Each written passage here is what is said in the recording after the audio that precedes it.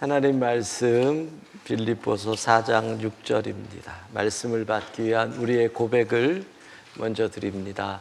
우리의 형편과 마음을 가장 잘 아시는 하나님, 이 시간 주의 말씀을 받겠습니다. 말씀하여 주옵소서. 주님, 내가 기쁨으로 드리는 감사의 기도를 즐거이 받아주시고 주님의 길을 내게 가르쳐 주시오. 아멘. 빌립보서 4장 6절 제가 읽겠습니다. 아무것도 염려하지 말고 다만 모든 일에 기도와 간구로 너희 구할 것을 감사함으로 하나님께 아뢰라. 아멘.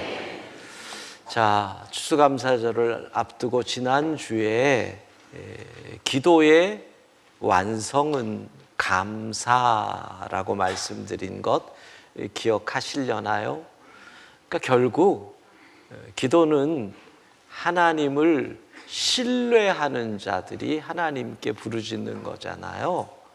그러면 하나님을 완전히 믿으면 이 일 가운데 하나님의 뜻이 있다, 하나님의 계획이 있다, 하나님이 이끄신다, 합력하여 선을 이루신다, 하나님이 도와주신다. 아멘도 안 하시고 그걸 믿으니까 감사할 수밖에 없다는 거예요. 빌립보서 4장 6절 같이 다시 읽습니다. 아무것도 염려하지 말고 모든 일 기도와 간구로 너희 구할 것을 감사함으로 하나님께 아뢰라. 예, 아멘. 그러니까 믿음이 성숙하다는 것은 내 기도를 보면 알 수 있는데 내 기도에 뭐 주세요, 뭐 해주세요, 뭐 도와주세요가 많으냐, 감사합니다가 많으냐를 보면 믿음의 성숙을 알 수 있는 거죠. 그래서 이번 감사주일 주제가 간구보다 감사. 읽었던 말씀, 너희 구할 것을 결국은 감사함으로, 그렇게 기도는 완성된다라는 겁니다. 자, 작년에 감사주일에 어느 집사님이 감사헌금을 드리면서 내놓았던 기도의 제목을 제가 계속 보다가 하나를 발견했는데요. 이런 감사 제목이었어요. 남편이 하나님을 원망하고 교회를 떠난 지 5년이 넘어가고 있습니다. 작년 11월 첫 주니까 이제 6년이 됐겠죠. 그래서 교회 욕을 많이 합니다. 그런데 염광교회는 그나마 좋은 교회다라고 하며 제가 교회 다니는 것에 반대하지 않습니다. 그리고 아들에게도, 초등학생인 아들에게도 교회 가면 착한 친구들 많으니까 교회 가서 친구 사귀라고 교회 가라고 합니다. 그리고 이분의 감사 제목이 염광교회를 좋게 생각하게 하니 감사합니다.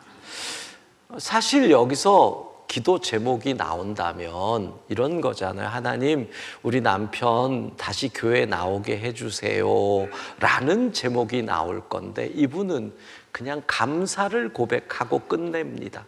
근데 그 고백 속에 담겨 있는 그의 마음을 하나님이 모르실 리가 없잖아요. 그러니까 우리가 감사로 고백을 할 때 이것 주세요, 저것 주세요 안 해도 되는 것은 그 상황을 감사로 고백할 때 하나님은 그 감사의 고백 속에 담겨 있는 그 사람의 소원을 아니까 감사하기만 해도 그것이 기도가 된다라는 거죠. 그래서 간구보다 감사를, 이게 이번 감사절 주제가 되는 겁니다. 우리의 기도가 감사로 가득 차면 어떤 일이 벌어질까요? 감사로 가득 차면은요, 우리의 삶에서 감탄이 많아집니다. 감탄. 예. 와, 신기하다. 와, 좋다. 이런 감탄이 많아지는 겁니다. 그게 바로 감사가 가득 찬 삶의 모습이죠. 그러니까 감사가 우리에게 있어서 아주 날 것으로 표현되는 것, 그게 감탄입니다. 제가 이러한 이 생각을 하게 된 이유가 예전에도 한 10년 전쯤에 여러분에게 소개했던 책인데, 김정훈 박사가 명지대 교수하다가 지금은 그만둔 그분이 쓴 영원히 철들지 않는 남자의 문화 심리학이라는 책이에요. 많이 공감하시죠? 영원히 철들지 않는 남자라는 말에, 이분이 독일의 베를린에서 박사과정을 하면서 인류의 문명의 기원을 엄마와 갓난 아기의 상호작용을 관찰하면서 인류 문명의 기원이 무엇일까에 관한 논문을 쓴 거예요. 아주 착상이 재밌잖아요. 엄마랑 갓난 아기가 어떤 상호작용을 하는데 그게 왜 인류 문명하고 연결이 되느냐라는 건데, 3년간 인종은 백인, 흑인, 한국인, 황인이죠. 그리고 그 엄마랑 갓난 아기가 하루 종일 보는 것을 비디오로 찍은 것을 많은 거를 3년간 수천 번을 봤대요. 그러면서 이분이 놀라운 거를 깨달은 거예요. 엄마가 갓난 아기에게 하는 것은 인종을 초월해서 똑같대요. 백인이든 흑인이든 관계없대요. 민족을 초월해서 똑같대요. 그건 뭐냐면 엄마는 하루 종일 아이를 보면서 감탄하는 일만 한대요. 와, 우리 아기가 웃었다. 와, 우리 아기가 엄마라고 그랬다. 우리는 그때마다 또 거짓말 그러지만 엄마라고 그랬다. 하루 종일 아이의 것을 보면서 감탄하는 일이 엄마의 일이라는 거예요. 그러니까 우리가 흔히 저 엄마들은 무조건 애가 뭐 말했다, 엄마라 그랬다 이렇게 얘기하는데 순뻥이야라고 하는데, 김 박사의 의견에 따르면 엄마는 하루 종일 아이에게 집중하니 엄마의 눈에 보이는 발견이 있다라는 거죠. 그러면서 그가 깨달은 것이 이런 거예요. 인간의 어머니는 하루 종일 아이의 세밀한 변화에 감탄할 뿐이다. 그러니까 우리 영광 어린이 합창단 아이들도 잘 들어. 엄마를 속일 수 있다 없다? 있다 없다? 너희는 거짓말을 안 하니까 그런 생각을 해본 적도 없구나. 엄마는 속일 수 없다. 아빠는 때때로 가능하다. 하루 종일 아이에게 집중하니까 엄마는 아이의 변화를 너무너무 잘 아는 거예요. 그래서 이분은 인간이 다른 포유류와 달리 이건 인간만의 상호작용이고 이것이 인간 개인의 변화를 일으키고 결국은 인간 문명의 시작이다. 제가 볼 때는 상당히 비약이지만 이런 논문의 결론을 내립니다. 한마디로 말을 하면 이겁니다. 아기는 엄마의 감탄을 먹고 자란다. 예. 그러니까 엄마가 와 라고 하는 것이 아기에게 자극을 하는 거죠. 그러니까 자기가 조금만 뭘 해도 아기가 반응하잖아. 아기는 자기가 조금만 해도 엄마가 반응을 하니까 그 반응 때문에 더 발달을 하게 된다는 거예요. 그래서 이 근거를 독일에 있는 다른 고아원, 그러니까 2차 대전 이후에 전쟁고아, 보스니아 전쟁 이후에 전쟁고아들이 있었던 고아원의 아이들의 발달과 일반 가정의 아이들의 발달을 비교를 했는데, 놀랍게도 아무리 고아 아이들에게 잘 먹이고 잘 입혀도 일반 가정의 아이들보다 발달이 늦어지더라는 거예요. 그 이유가 아까 말씀드린 그건 거죠. 왜? 내가 변화했는데 그 변화에 반응을 해주는 사람이 없으니까. 그렇잖아요. 내가 열심히 노력해서 뭐를 했는데 엄마가 와 잘한다 그러면 신이 나는 건데, 고아원에서는 한 선생님이 애를 몇 명씩 보는데 어떻게 일일이 반응할 수 있겠어요? 그러니 아이들은 발달이 늦어진다는 거죠. 그래요. 지극히 진화론적인 시각이지만 우리에게 주는 교훈이 있어요. 그것은 우리가 어느 날부터 감탄을 잊기 시작할 때 우리의 삶은 점점 메말라지기 시작한다. 보세요. 여러분, 엄마 아빠들이 집에 들어가도 재미없는 게 언제부터예요? 아이들의 감탄이 사라지는 사춘기 때. 그 전만 해도 아빠가 오기만 해도 애가 강아지처럼 막 뛰어나면서 아빠 왔어, 아빠 왔어 뭐 이러던 애가 어느 날 방문을 딱 걸어 잠그고 아는 척도 안 하잖아요. 집안에 감탄이 사라지는 거예요.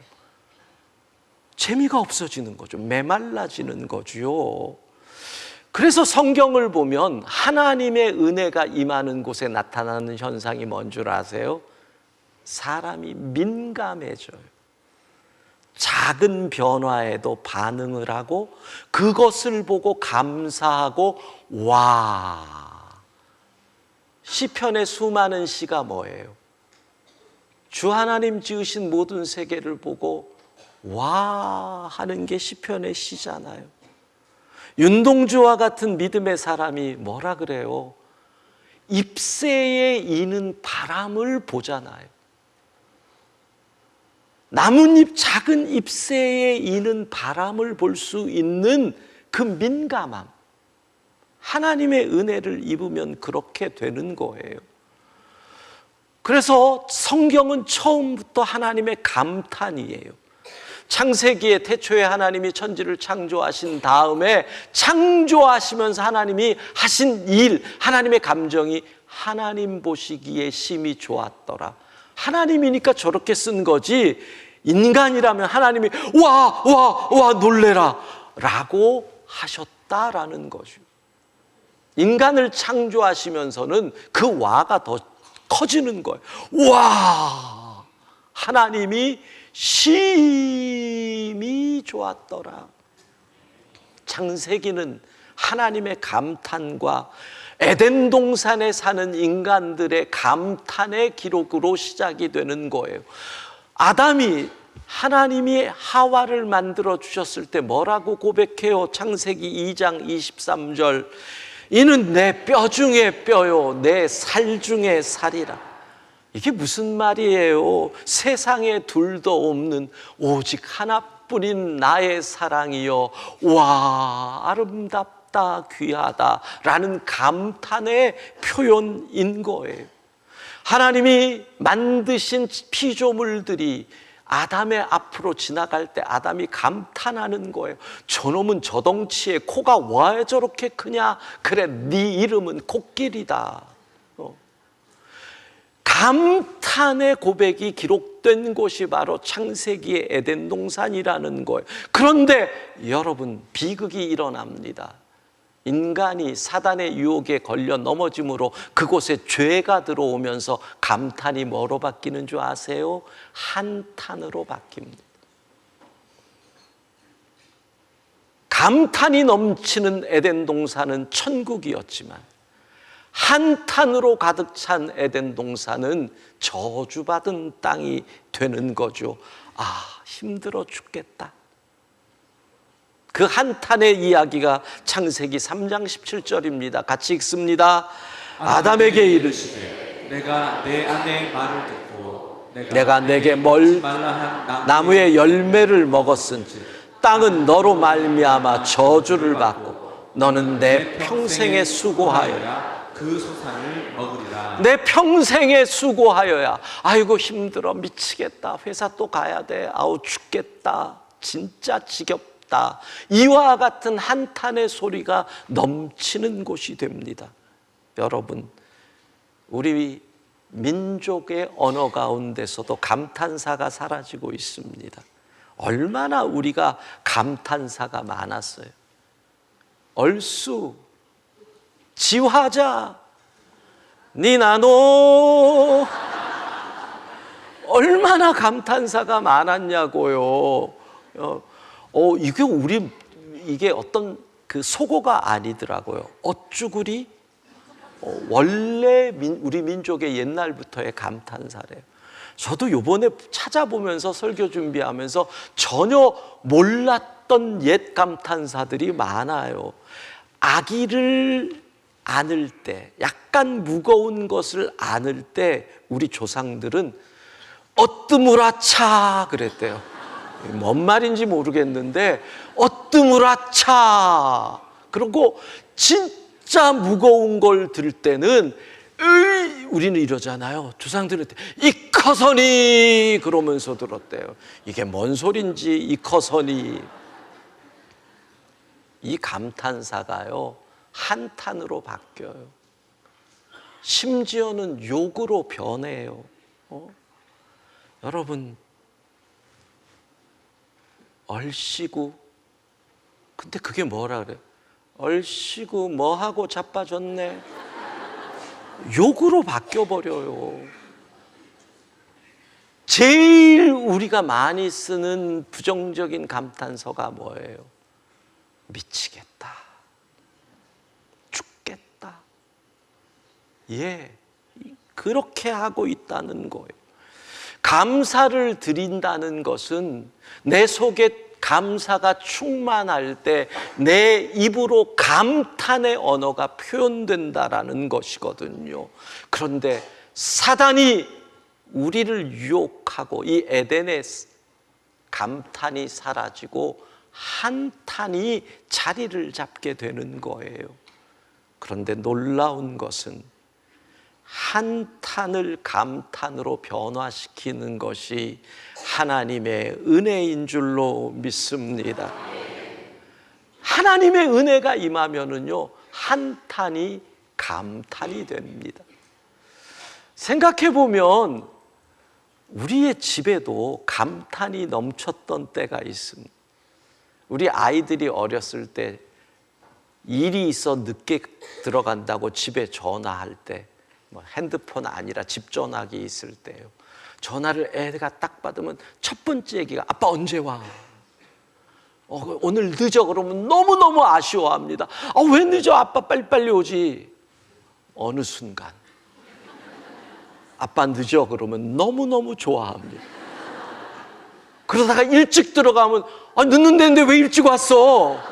뭘 숨길 게 있는지 그것만 해도 괜찮습니다.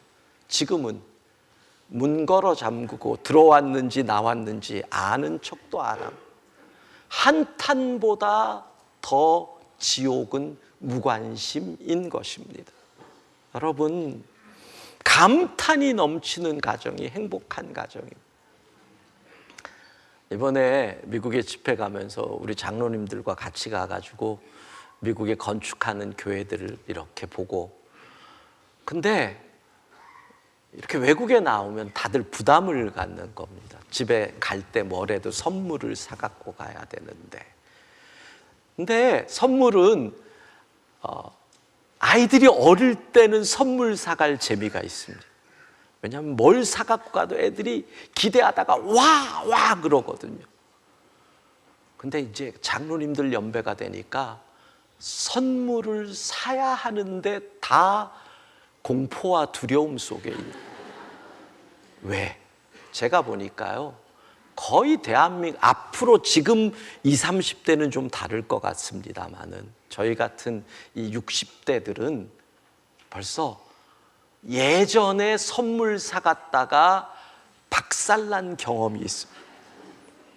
남자들, 아니 그 돈을 가지고 그런 걸 사? 차라리 돈으로 주지. 이렇게 짓밟혔던 아픔이 있기 때문에 선물을 사기는 사야 하는데 선물 사야 하는 두려움 속에 있는 거예요. 그래서 장로님들이 사기는 해야 되는데 사갖고 가면 혼이나 날 텐데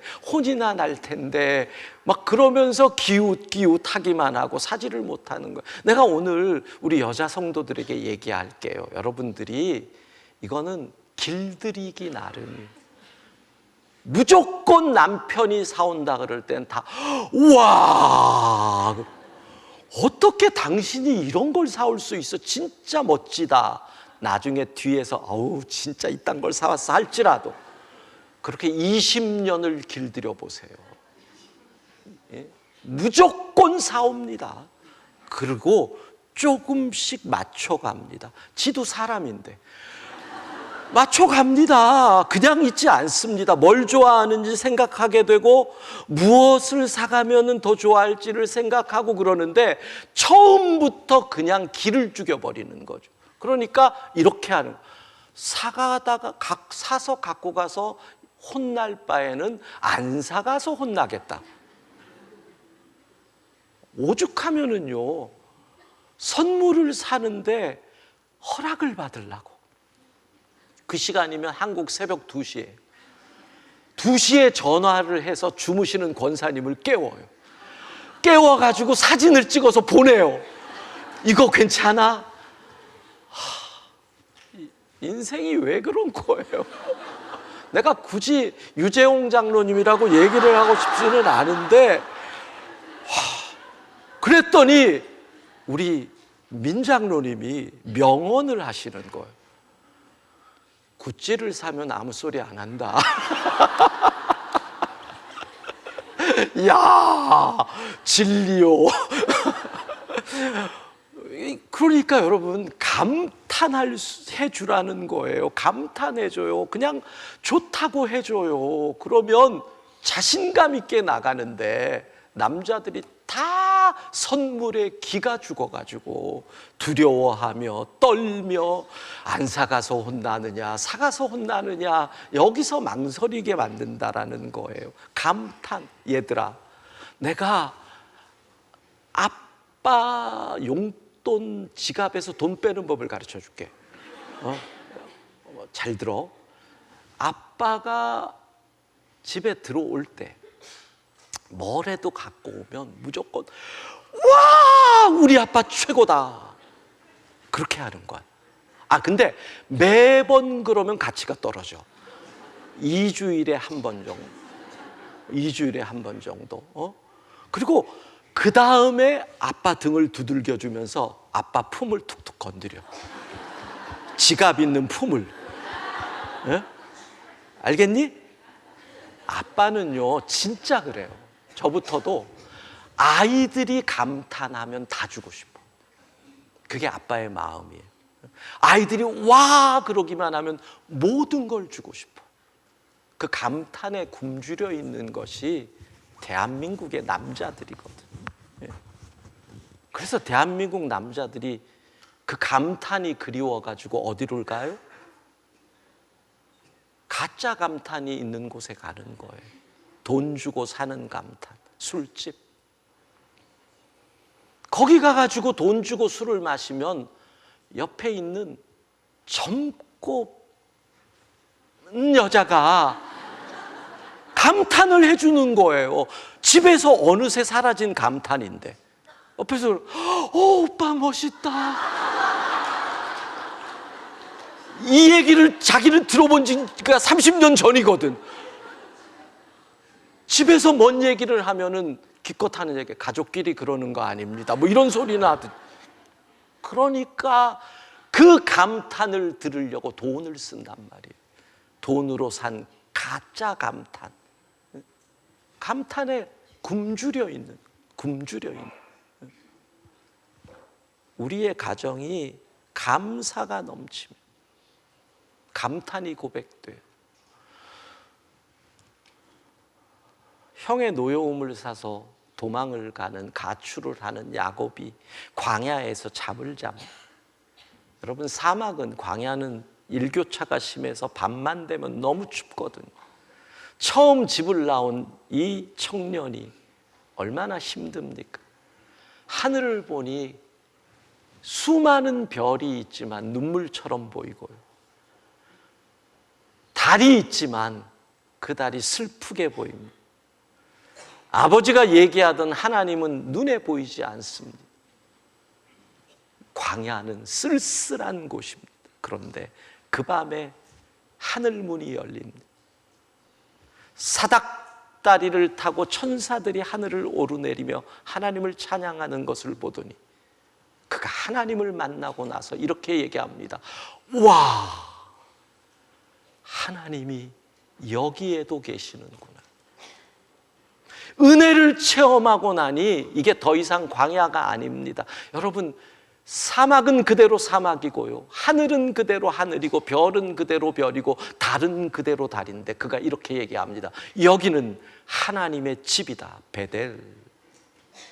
은혜를 체험하면 와, 하나님이 우리 집에 함께 계시네. 와, 하나님이 나를 버리신 게 아니네. 우리의 삶의 자리가 베델이 되는 줄로 믿습니다. 여러분, 우리의 입에 감탄의 언어를 살립시다. 한번 해볼까요? 우와. 아메리칸 스타일로 해봅시다. 우와. 애들 말로 해봅시다. 헐, 대박. 시작. 헐, 대박. 네, 애들 언어로 감탄사 아니에요. 옆에 있는 분을 보면서 우와. 예. 아니, 장로님 우아하라는데 뭔 악수를 해요. 아우, 정말. 아재가 아니라 할배야, 할배야. 예, 여러분, 우리 감탄하고 반응하고 표현하고 감사가 여러분의 삶에 넘치는 것, 그 삶으로. 그렇습니다. 우리는요, 말을 바꾸면 감탄하려고 사는 겁니다. 다시 말을 바꾸면 우리는 감사하려고 사는 겁니다. 감사하려고. 오늘 추수감사절을 맞이해서 감사하겠다, 나는 감탄하며 살겠다, 작은 것 하나에도 감사를 표현하겠다. 감사의 은혜가 충만하기를 축복합니다.